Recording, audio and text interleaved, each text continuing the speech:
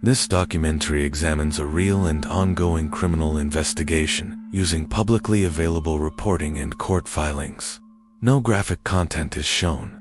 Theories discussed are clearly identified as theories. Viewer discretion is advised. In the past, criminals left fingerprints. Today, they leave data. Phones log our movements. Search engines remember our every curiosity. Our devices record our intentions long before our actions ever take place. In December of 2024, investigators weren't just hunting a suspect. They were reconstructing a digital life, minute by minute. And all roads led to one name, Luigi Mangione. The day was December 4th, 2024. The location, Midtown Manhattan. UnitedHealthcare CEO Brian Thompson arrived at a hotel for a routine investor conference. Just another day for one of the most powerful figures in American healthcare.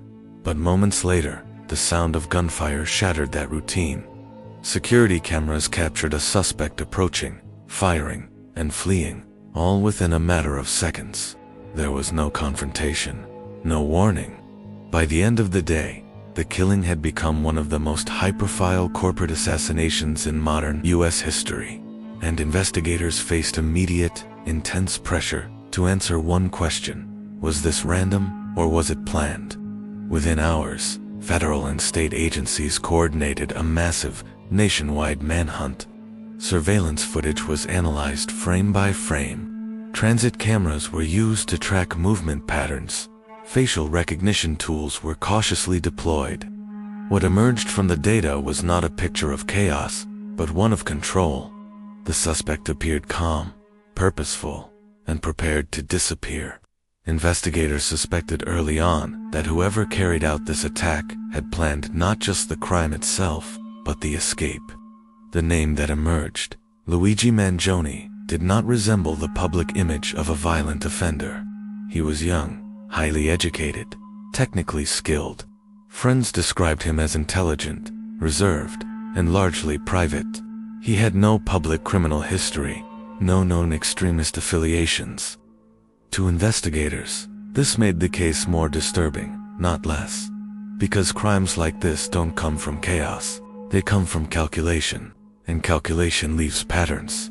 Using digital records, investigators began the painstaking work of reconstructing Mangione's movements in the weeks leading up to the shooting. Travel records showed a steady, intentional path across multiple states. Short stays, temporary housing, limited social interaction. Cell phone data placed him near transit hubs and lodging locations that matched the surveillance sightings. Each step suggested foresight. This was not improvisation, it was a sequence.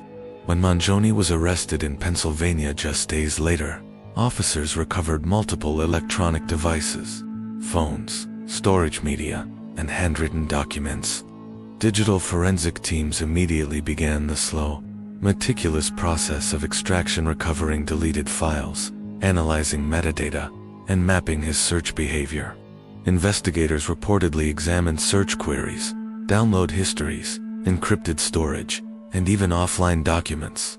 In modern cases, these devices often reveal intent long before any action is taken. And what they reportedly found raised even deeper questions about planning and motivation. Experts note that targeted violence often develops quietly. Isolation reinforces beliefs. Repetition hardens personal narratives. And a person's internal logic can begin to replace external reality. In Mangione's case, investigators are examining whether prolonged isolation and fixation contributed to radical thinking. A handwritten document recovered at the time of his arrest is being analyzed not as a confession, but as psychological context, not an expression of rage or chaos, but of conviction. Psychologists caution that people don't always broadcast their intent online. Sometimes, the most revealing evidence is what they choose not to share publicly. One mystery continues to dominate public interest. How did Mangione obtain an untraceable weapon? The firearm recovered at the scene was described as a ghost gun, a weapon assembled privately, without serial numbers. Investigators are looking into whether the components were purchased legally, whether digital blueprints were accessed, and whether any third parties assisted. So far, authorities have not confirmed any accomplices. This absence of answers only deepens public fascination. Mangione now faces both federal and state charges.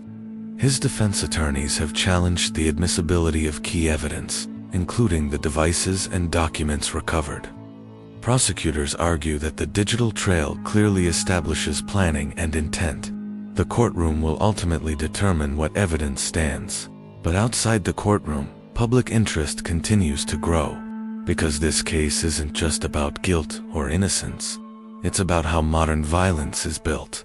Authorities have not yet finalized a motive. However, investigators are considering multiple theories. Theory 1. A lone actor driven by a perceived personal grievance. Theory 2. A slow, ideological reinforcement fueled by private digital consumption. And Theory 3. A psychological break that was masked by outward normalcy.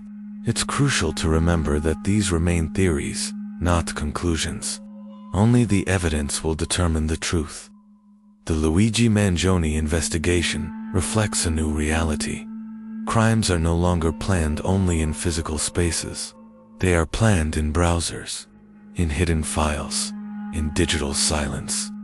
As investigators continue the long process of analyzing devices and records, one thing is certain: the digital trail never truly disappears. This is Criminal Verse, where every crime hides a story. Thanks for watching.